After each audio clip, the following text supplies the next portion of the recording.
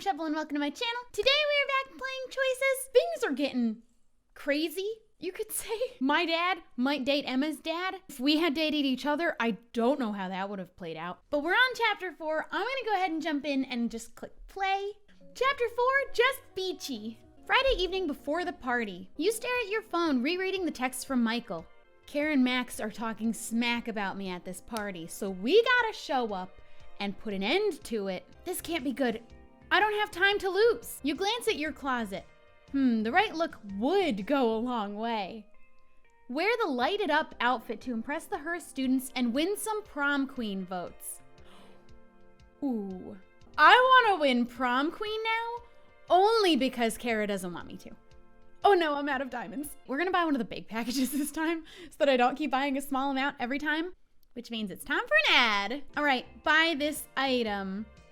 That's a cute dress. I would love to just keep wearing that forever, but of course something's gonna come up and I'm gonna have to buy a different dress. Yep, this'll definitely stand out. Just then your phone buzzes again. You coming or not? On my way, see you soon. Soon at Caleb and Ezra's house. You enter to find the living room completely packed. High school students from all grades crammed together, spilling out into the backyard. Ezra and Caleb spot you near the door almost immediately. Shelby, you made it. Glad you could come. Of course, I wouldn't miss this for the world. Like this was a party until I showed up. I wouldn't miss it because my entire reputation is on the line. Me neither. Caleb, you live here. It'd be hard to miss. Make yourself at home. We've got drinks over there, dancing over there, and some people are hanging outside. Thanks, all. Before you can finish, Michael pushes through the crowd to get to you. He gives you a quick kiss and takes a step back. You notice a look of worry on his face. You're just in time, Shelby. Is this about Max and Kara? See for yourself. You follow Michael's gaze across the room, where Max and Kara confront Morgan and Wes. You'd be an idiot if you don't vote for us for prom king and queen. Yeah, we can give you what Shelby can't. Free t-shirts, hall passes to cut class, you name it. Been there, done that. Don't trust him, Morgan. It's my man, Wes. I don't know, it's a pretty nice offer. Before Morgan can accept the deal, you rush over to the group. Kara, Max, you can't bribe people for votes. Oh look, it's the fun police. Back off, Shelby, we were just talking to Morgan and Wes. It's like your whole strategy is to tell the competition off. Guess what, it's not working. That's not my strategy, I just want to run a clean race. Sure, because that's what you're doing. Come on, Kara, let's talk to some other voters. Max and Kara leave you to talk to another nearby group. You return to Michael, Caleb, and Ezra. That didn't go how I planned. Don't beat yourself up over it. They've been doing this all night. Same with the rest of their Hearst posse. And if we kick them out, then the Hearst kids we actually like will leave too. You know what? Ooh, she's mad. Two can play at this game. They'll never get enough votes. Two can play at this game. I like games. I'm a gamer. Hold my drink. I'm making the rounds. You don't have a drink. You know what I mean. It's time to fight fire with fire. I've got to show off my dazzling personality. Then by the time voting comes around, I'll be the obvious choice. Whatever the case, we can't let Max and Kara win. You look at the scene around you. Caleb and Ezra are at the drink station. Michael hangs by the dance floor. Through the window, you see Aiden and some other friends enjoying the fire pit. Meanwhile, Maria, Emma, and others are watching the sunset together. I mean, are they not all guaranteed to be voting for me? Which of my own friends needs to be convinced right now? Okay, let's start with Caleb by the drink station. We were just talking to them. Let's start here. You return to Caleb and Ezra by the drink station, where you find them deep in conversation with Jade and Bethany. You can't be serious. Believe me, he is. You pour a glass of soda while you catch up on the discussion. You all look cozy. What's up?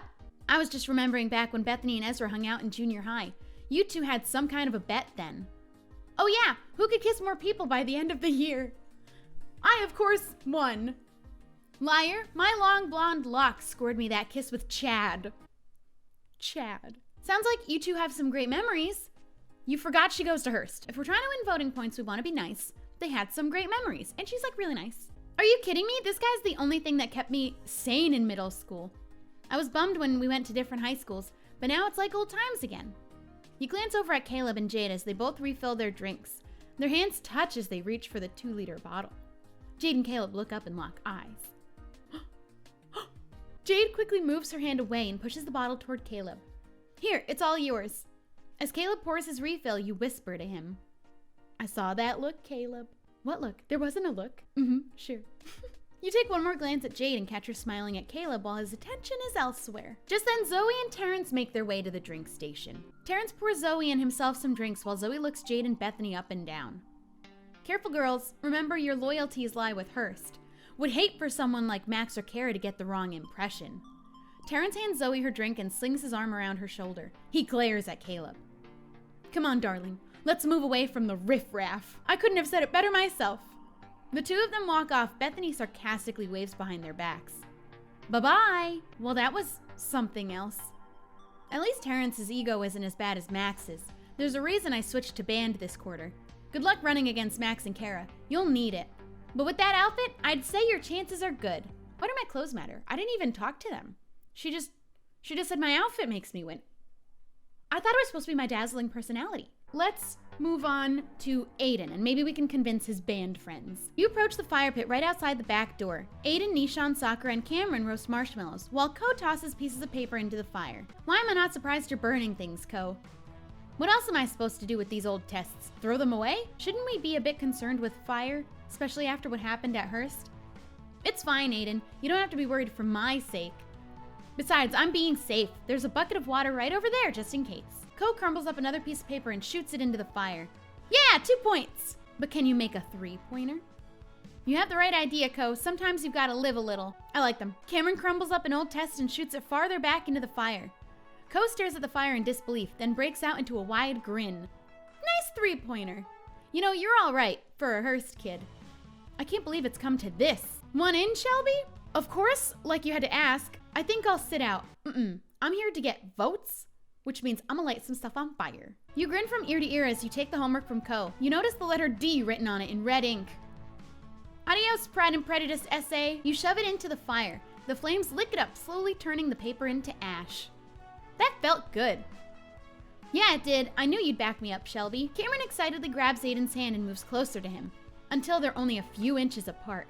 Aiden's cheeks grow red as he takes a big gulp. You guys have fun. I'm checking out the rest of this party. Suit yourself. You're only missing the perfectly golden brown s'mores. Okay, let's go to Emma and save Michael for last.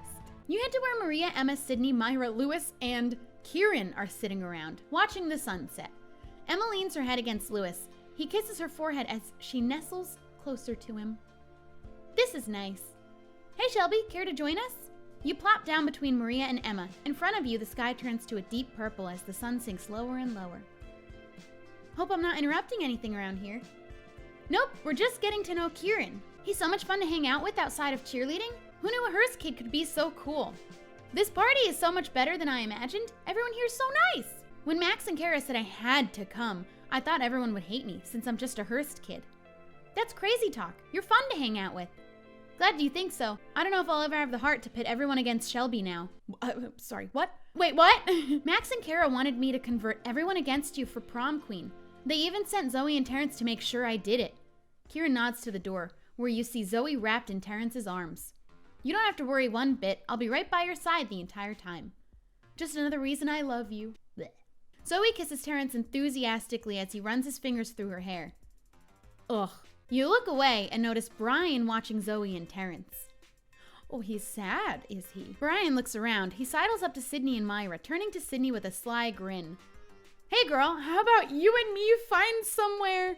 Forget it, Brian. I'm dating Mia. That wasn't a no. And I'm into girls. What a coincidence. Me too. Sydney rolls her eyes and moves away.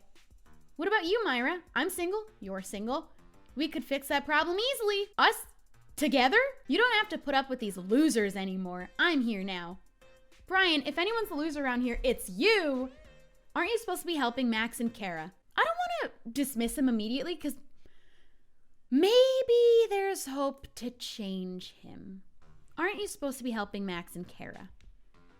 Brian rolls his eyes. They can campaign themselves. I'd rather focus on my girl Myra. What do you say, baby? There's a nice secluded spot just down the beach.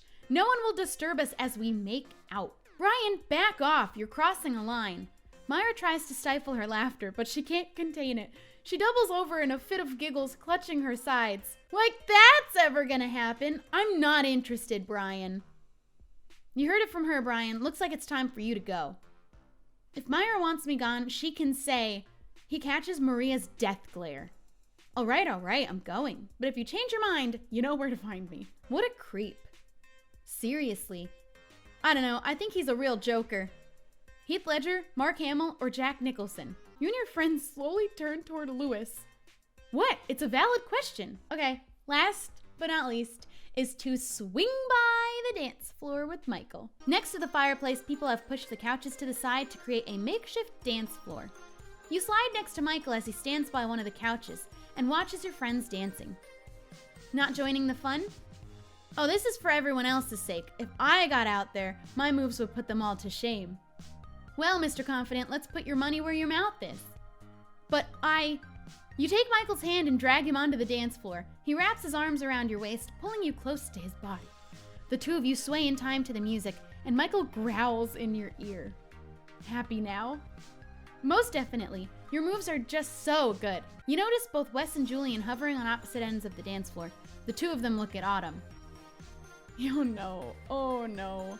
Peyton leaves her group and strides over to you. Ugh, look at Julian over there. He's so close to asking Autumn to dance, he just needs a bit of encouragement. Are you kidding? Wes is about to do the same thing. I wanted to leave it up to my girl, Autumn. I kind of want to say Wes because I really want Wes to be happy because I like him as a character and I'm taken so I can't have him and I don't know if he ever becomes an option. But Julian also I really like and I'd want him to be happy. I kind of want Wes and Autumn to give it another chance because their breakup was all over a lying felon principle, so I'm gonna say Wes dance with Autumn. Awesome, I know Wes has cleaned up his act. This is a great chance for him to prove that. Well, I don't have a problem with Wes, but Julian's been so nice to Autumn lately, he deserves a chance. I get it, but today I'm Team Wes. Michael, I'll go talk to him. Get something slower playing. Michael strolls over to the stereo system while you approach Wes. Shelby? Wes? He doesn't take his eyes off Autumn.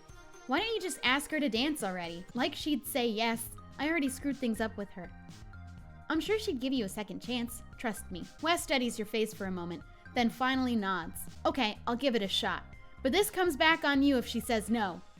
Wes casually walks up to Autumn and taps her on the shoulder, just as a slower song begins to play. Autumn, any chance you'd want to dance?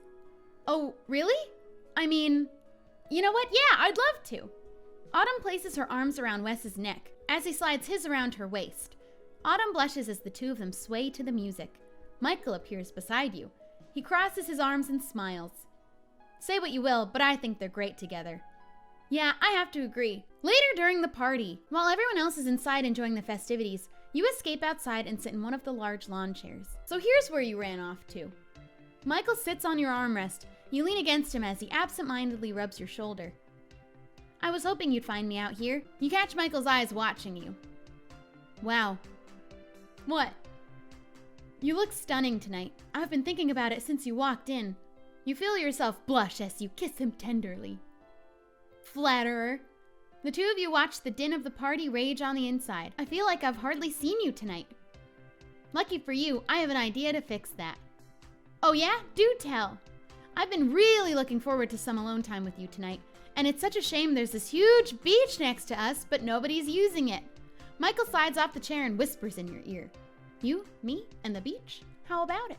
Well, we just bought a bunch of diamonds, so let's go sneak off to the beach.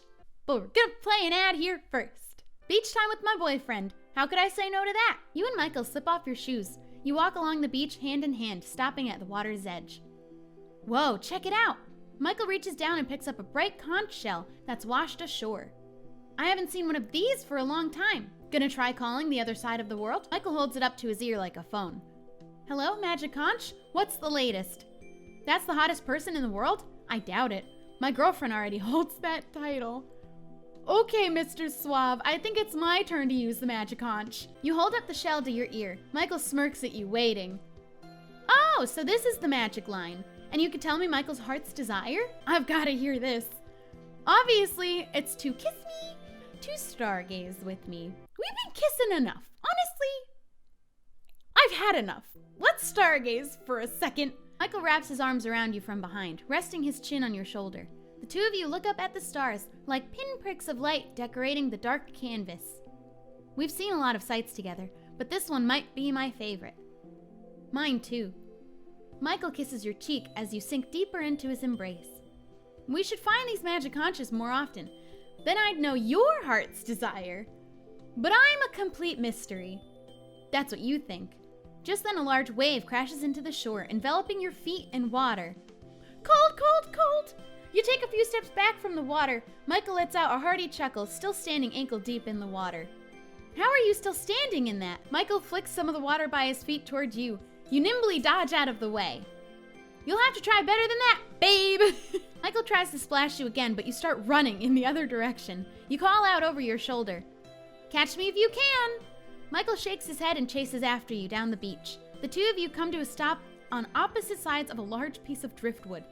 Michael fakes left, then right, but you counter each of his moves with ease. Suddenly he jumps over the piece of wood and captures you in your arms. His arms. Michael leaves a long lingering kiss against your neck. All part of my master plan. What am I going to do with you? But you better believe if it gets too steamy, I'm gonna skip it.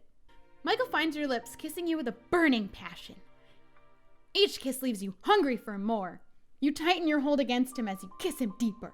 Please let it stop there. Eventually the two of you part to catch your breath. You bury your head in Michael's chest. I don't want to say it, but then don't. We should head back to the party. Darn it, I was hoping to stay out here longer with you.